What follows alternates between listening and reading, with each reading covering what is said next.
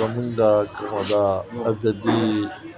روحاني او سماجي دوره چې وه د نجم الدین یوسفزي صاحب او اجمل خان او زما مالکار او د اجمل خان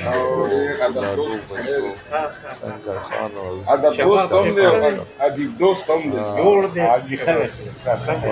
14 تاریخ سهار مونږ د ګنجې کلي نه محمد احمد شاه صاحب صاحب ته ټلیفون وکړو. هغه هغې چې بس زه مونږ در روان یو، تاسو به په کلي کې په دوکان کې به یې نو وایي چې دوکان ته وځم خو یوه دعا به کومه نو بس درځمه. مونږ تقریبا را روان شو، راورسېدو سایل صاحب راغلی نه و. هغه ته مخامخ د الکترانک یو ماشوم ناست و او هغه ډېر د ښه کورنۍ ماشوم و. هغه زموږ ته ډېر په پښتونواله هغه وکړو، ستړي مه شي وکړو او بیا موږ ته یې راځئ دلته کښېنئ، سایل صاحب به اوس راشي. او هغه بیا چې دی نو شاه منصور خبره پکې راغله نو هغه وایي چې زه عندلیب صاحب له تللی یم شاه منصور ته. او نو هغه زموږ ډېر خدمت وکړو. بیا چې سایل صاحب راغی نو هغه زر ورووت او د هغه تادې کوږه وکړې د دوکان او شټر چې دی نو هغه اوچت کړو. بیا د سایل صاحب سره ناست وو او ډېر په ژبه، په فن، په کلتور او مختلفو هغه باندې ډېرې ښه خبرې وشوې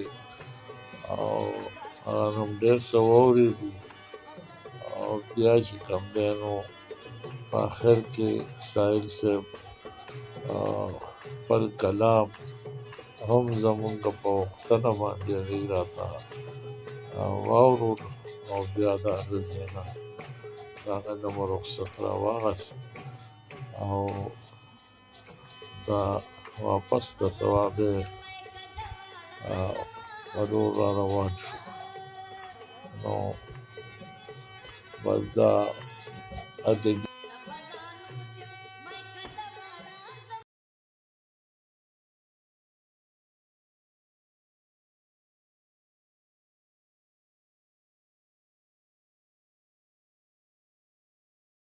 سنگر شاعران اسلام عادي بس کله ناکله نو شي په ذهن کې مالې مې یو دغه نه بله وجه کېږي چې بس داسې به نور دغه کوي کنه نو ارزیه وکړه چې دومره بس داسې به بیا صاحب صاحب نو دا خو به ډېره ښه وشي بېګۍ راته ورېږه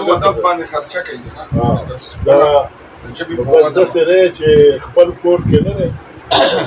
خلک داسې نه راټولي خو داسې ادبزو که را مشران دغه دا راټول کړي او دې چې تر دې نو بس یو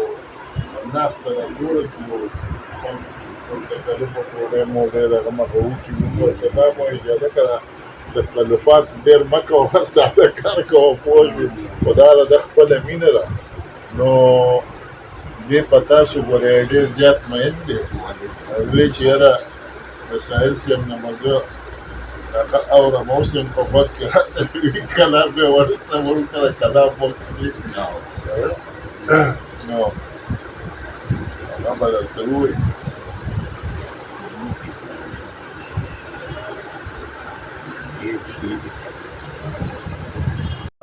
ماتې آینې مې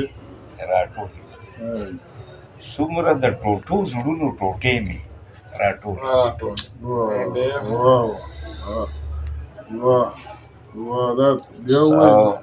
څومره ماتې آینې مې راټولې کړې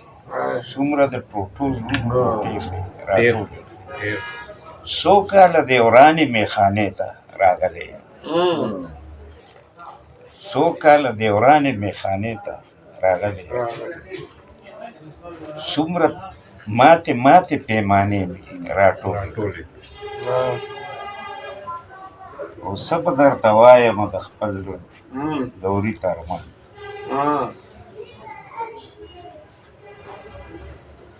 څومره ویرې سیرې ویرې دوپټې مې راټولې کړې او څومره دلفریب حقیقتونه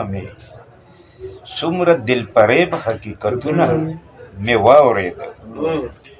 څومره دلفریب افسانې مې راټولې او څومره بېنوا سلي سیلی کړه خواره واره څومره بېنوا سلي سیلی کړه خواره واره څومره تکې سرې سرې جنډې مې راټولې او اوس هغه تخمونه لکه خوري چې سوکړې ځمکې اوس هغه تخمونه لکه خوري چې سوکړې ځمکې او څو غېږې ګلونه منجرې مې راټولې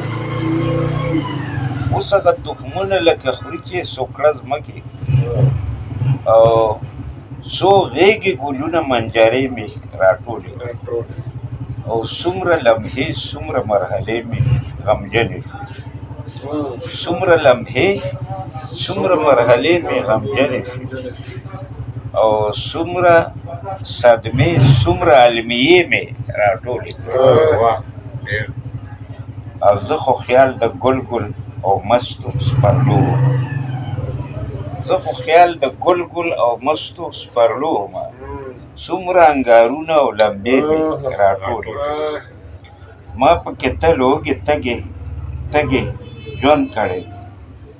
پکې تل اوږې تږې ژوند کړی دی خپلې ټولې تېرې زمانې مې راټولې او هر څه هم چې و د حقیقت نه و ډېر لرې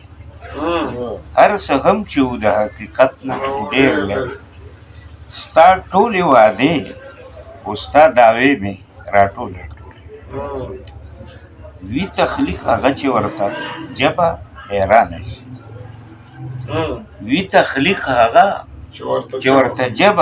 حیرانه شي خپلې نازولې پنپارې مې راټولې او څومره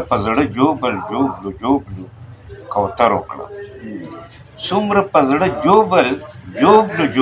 کوترو کړم څومره دردېدلې شوګیرې مې راټولې